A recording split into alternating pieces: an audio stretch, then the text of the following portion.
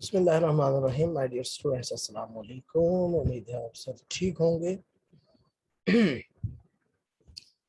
चलिए जी, आज हम डिस्कस करने जा रहे हैं पर्सनालिटी डिसऑर्डर्स को।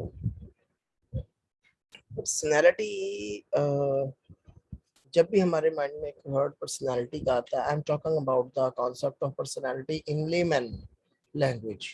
जब भी हमारे माइंड में पर्सनालिटी का लफ्ज आता है तो फौरन से जहन में एक चीज आ जाती है कि ये बंदा कैसा होगा।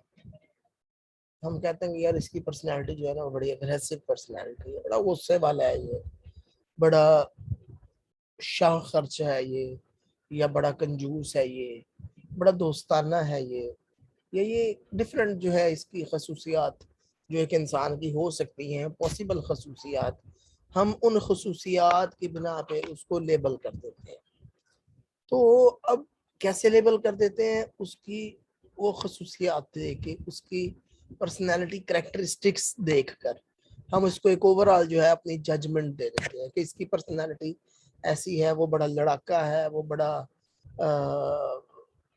जो है वो कंजूस है, वो बड़ा फ्रेंडली है, वो बड़ा हंसमुख है। ये हमारे जो है एक वो, या हम कहते हैं वो अकेला रहने वाला है, वो गुस्से वाला है।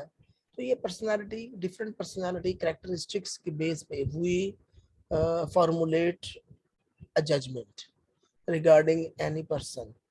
सो when we talk about personality disorder, पहले मैं बात कर रहा था पर्सनालिटी की।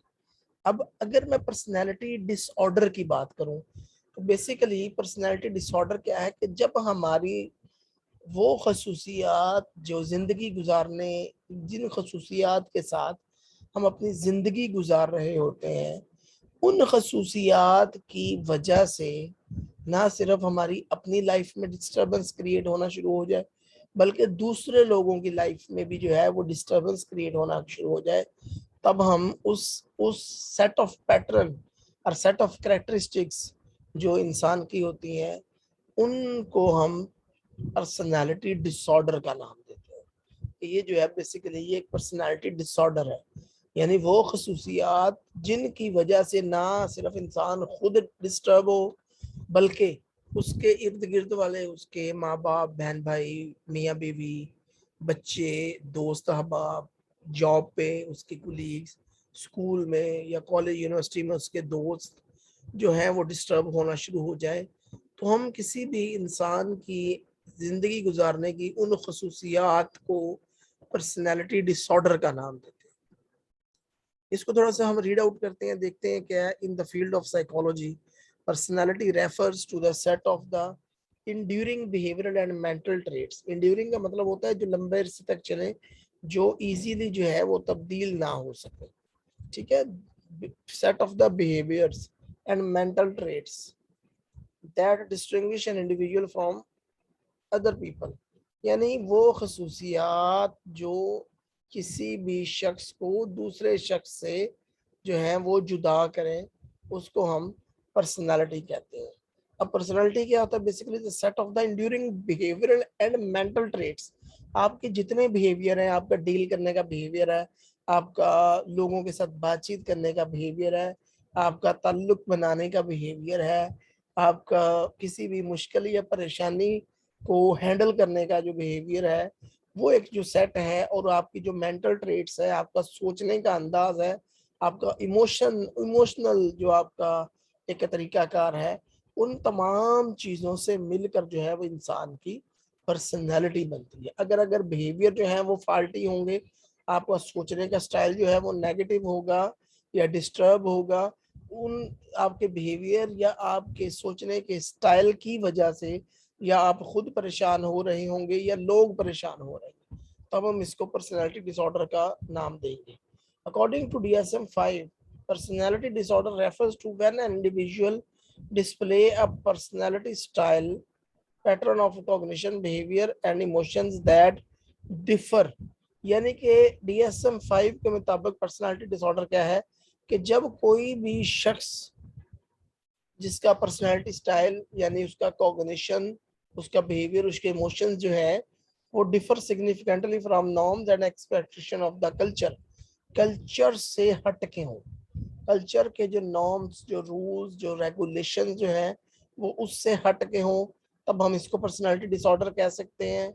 उसके अलावा cause them and others around them clinically significant distress, उसके अलावा यह इंसान के अपने अंदर वो सिग्निफिकेंट डिस्ट्रेस या मसला या परेशानी या प्रॉब्लम क्रिएट करें, या दूसरे लोगों जिनका उस इंसान के साथ ताल्लुक है, जिसको पर्सनालिटी डिसऑर्डर है, उसका उस जिस जिन जिन लोगों के साथ ताल्लुक है उनकी जिंदगियों में भी जो है वो डिस्ट्रेस क्रिएट करें, तब भी हम इसको पर्सनालिटी डिसऑर्डर का नाम देंगे। Is pervasive, personality disorder is pervasive, यानी परवेसिव का मतलब होता है ये बहुत सारी सिचुएशंस में, बहुत सारी सिचुएशंस में जो है ये अप्लाई होता है। लाइक स्कूलिंग में भी इशू आ रहा होता है, जॉब से रिलेटेड भी उस बंदे के प्रॉब्लम्स होते हैं, घर में भी उस बंदे के प्रॉब्लम्स होते हैं जो पर्सनालिटी डिसऑर्डर का शिकार होता है।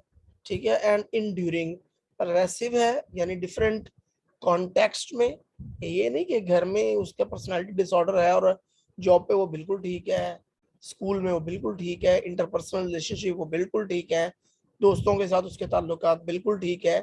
तो इस ऐसा नहीं हो सकता, बल्कि डिफरेंट कॉन्टेक्स्ट में अगर पर्सनालिटी डिसऑर्डर जो होगा उसके तमाम कॉन्टेक्स्ट में जहां जहां वो डील करता है, चाहे वो उसकी स्कूलिंग है, चाहे वो उसकी जॉब है, यूनिवर्सिटी है, कॉलेज है, कोई भी हर जगह पर जो उसका पर्सनालिटी के जो है वो फ्लॉज आ रहे होंगे। ठीक है जी। इंड्यूरिंग होता है कि लंबे अरसे तक, इंड्यूरिंग का मतलब होता है लंबे अरसे तक चलता है। नॉट फ्लेक्सिबल, इजीली चेंज नहीं किया जा सकता। Can not be better explain by another mental disorder, लेकिन ये किसी भी दूसरे मेंटल डिसऑर्डर की वजह से नहीं होगा। ठीक हो गया, तो इसको हम कहते हैं बेसिकली पर्सनालिटी डिसऑर्डर। अब अगर हम इन शॉर्ट बात करें कि पर्सनालिटी डिसऑर्डर क्या, सबसे पहले तो हम देखते हैं कि पर्सनालिटी क्या होती है। Personality is a set of cognition, behaviour and emotions.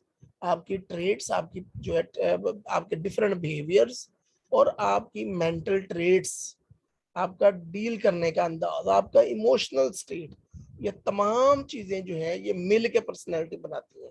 और अगर ये तमाम चीजें जो है ये सोसाइटी से मुतसादम हो, सोसाइटी के रूल्स एंड रेगुलेशंस से टकराव हो इनका, उसके अलावा ये इंसान की अपनी जिंदगी में और दूसरों की जिंदगी में जो है वो मसले क्रिएट कर रहे हो, उसके अलावा ये डिफरेंट कॉन्टेक्स्ट में हो, उसको स्कूल में भी परेशानी का सामना हो, जॉब पे भी परेशानी का सामना हो, रिश्तेदारों में भी परेशानी का सामना हो, उसके अलावा ये जो तमाम चीज़ें हैं इसको हम फिर इन खसूसियात, अगर ये तमाम खसूसियात हैं किसी इंसान में, तो हम कहेंगे कि ये बंदा जो है ये किसी ना किसी पर्सनालिटी डिसऑर्डर का शिकार है।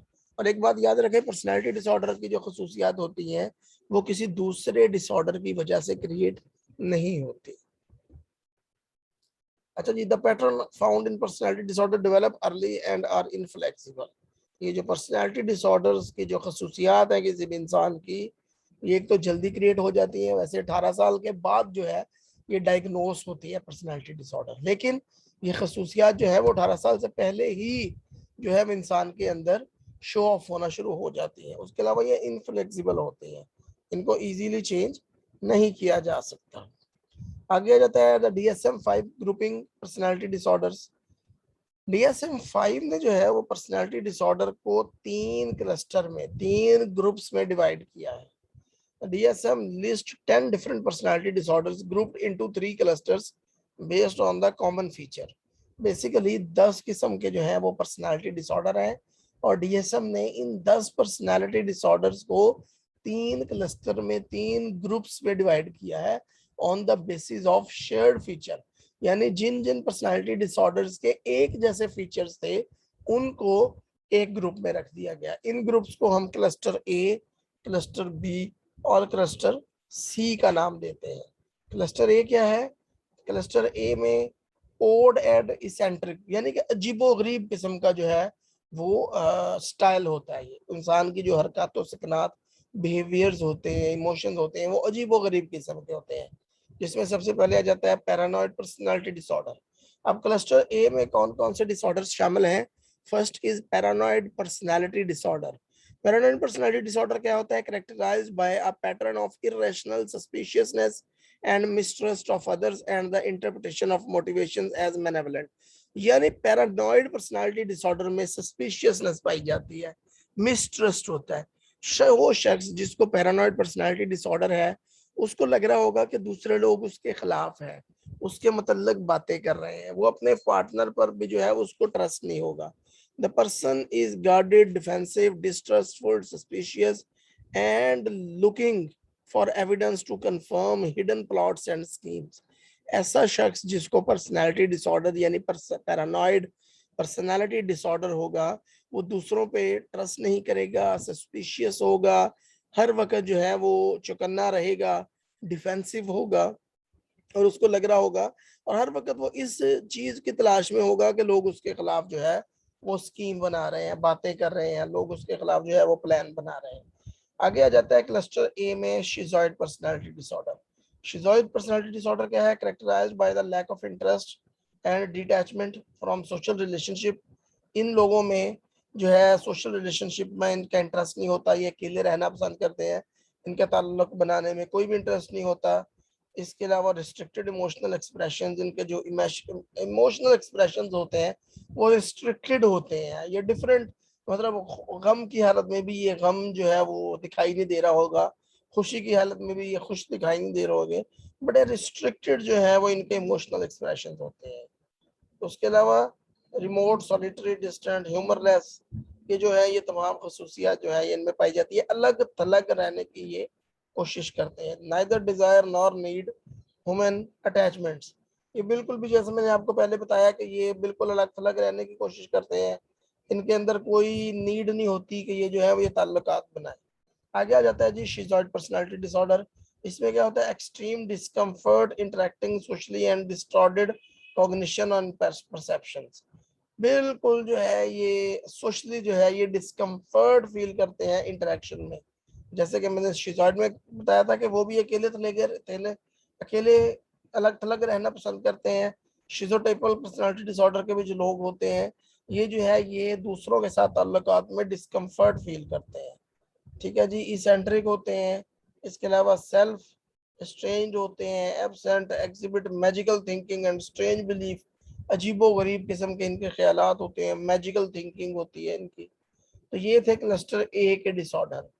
इसमें paranoid personality disorder, schizoid personality disorder and schizotypal personality disorders शामिल है। अब आ जाते हैं आगे क्लस्टर बी की तरफ। क्लस्टर बी में जो है basically anti social personality disorder आ जाता है, बॉर्डर लाइन पर्सनालिटी डिसऑर्डर आ जाता है, हिस्ट्रियोनिक पर्सनालिटी डिसऑर्डर और नार्सिसिस्टिक पर्सनालिटी डिसऑर्डर्स पाए जाते हैं। एंटी सोशल पर्सनालिटी डिसऑर्डर क्या होता है? Basically violation of the rights of the others rooted in the lack of empathy. The person is impulsive, irresponsible, inconsiderate and sometime violent. ऐसे लोग जो होते हैं एंटी सोशल पर्सनालिटी डिसऑर्डर का जो शिकार होते हैं, वो सोसाइटी के रूल्स एंड रेगुलेशंस को नहीं मान रहे होते, लोगों के राइट्स को जो है वो दबा रहे होते हैं, इंपल्सिव होते हैं, इररिस्पांसिबल होते हैं, और समटाइम जो होता है ये वायलेंट हो जाते हैं। बॉर्डर लाइन पर्सनालिटी डिसऑर्डर में क्या है जी? Instability in relationship. इनके रिलेशनशिप में इंस्टेबिलिटी होती है, कभी आपसे बहुत ज्यादा दोस्ती होगी इनकी, कभी आपसे बहुत ज्यादा दूर जाने की कोशिश करें, कभी आप उनको आइडियल लग रहे होते हैं, कभी आप जैसा बुरा शख्स ही उनको कोई नहीं लग रहा होता। यानी इनस्टेबिलिटी। बॉर्डर लाइन का मतलब होता है, बॉर्डर लाइन लफ्ज से याद रखें। जिस तरह मैंने एंटी सोशल का, तो एंटी सोशल का मतलब है सोसाइटी के अगेंस्ट। एंटी एंटी का मतलब होता है इख्तलाफ, अगेंस्ट सोशल सोसाइटी, यानी सोसाइटी से अगेंस्ट। इस तरह जब मैं बात करता हूँ बॉर्डर लाइन, तो बॉर्डर लाइन का मतलब होता है बॉर्डर पे है, कभी इधर कभी इधर, कभी पॉजिटिव एटीट्यूड कभी नेगेटिव एटीट्यूड, कभी पॉजिटिव बिहेवियर कभी बहुत खुश हैं, कभी रो रहे हैं, कभी आपके साथ गले मिल रहे हैं, कभी आपको गालियां दे रहे हैं। तो ये ऐसे लोग होते हैं कि जो बॉर्डर लाइन पे होते हैं, ये कभी राइट कभी लेफ्ट। ठीक है, तो जिनके बारे में कहा जाता है ना कि पल में तोला पल में माशा, तो ये वो लोग होते हैं। इनका क्या होता है? Self image, identity, behaviour, effect often leading to self harm, impulsivity, one of the unpredictable, manipulative, unstable and frantically fear, abandonment and isolation, one shift rapidly between loving and hating. यानी इनका जो बेसिकली ओवरऑल पर्सनालिटी जो होती है वो border line पे होती है। ये पॉजिटिव और नेगेटिव के दरम्यान में जो है ये लटके हुए रहते हैं। कभी आपसे बहुत ज्यादा प्यार कर रहे होते हैं, कभी आपसे बहुत ज्यादा नफरत कर रहे होते हैं। यानी कि मैंने आपको बताया कि प्यार आपसे इतना कर रहे होते हैं कि आपको आइडियलाइज्ड किया हुआ होता है इन्होंने, तो कभी आपसे बहुत ज्यादा ये नफरत कर रहे होते हैं। Histrionic personality disorder, a pervasive pattern of attention-seeking behavior and excessive emotions. One is dramatic, seductive, shallow, stimulus-seeking and vain. यानी histrionic वाले जो लोग होते हैं ये attention-seeking behavior होते हैं। ये वो लोग होते हैं जो चाह रहे होते हैं कि किसी महफिल में जाएं तो सब लोगों की जो टेंशन है उन पे हो। अगर किसी जगह पे जाएं, बातें कर रहे हैं तो सारे लोग उनकी बात सुने, उनको प्रोटोकॉल दिया जाए, उनको वक्त दिया जाए, लोग उनकी बात सुने, लोग उनकी तरफ देखें, उनकी तारीफ करें।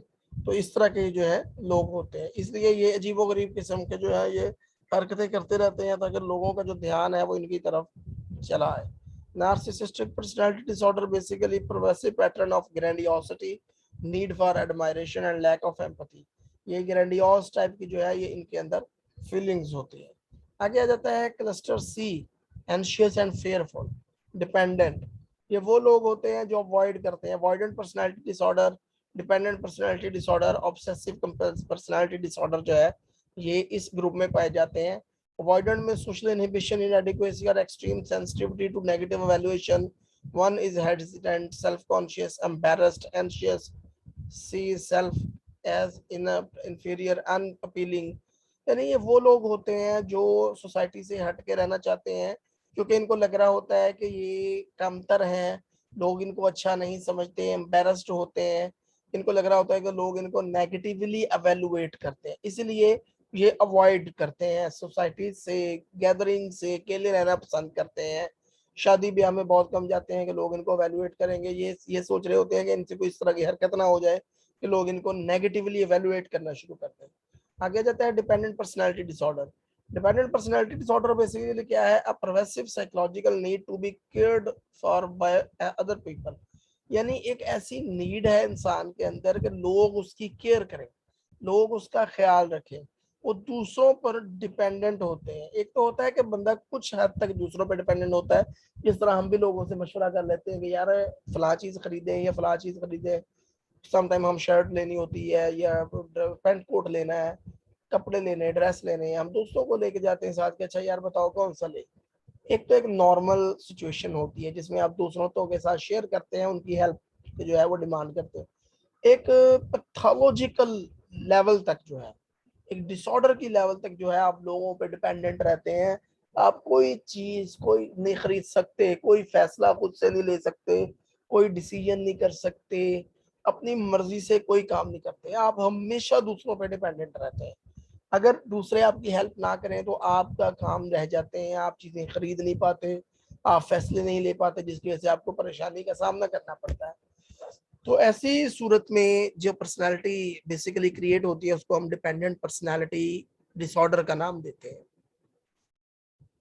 उससे ये क्या होते हैं? हेल्पलेस होते हैं, इनकम्पिटेंट होते हैं, सबमिसिव होते हैं, इमेच्योर होते हैं, अपने आप को वीक फील करते हैं ऐसे लोग।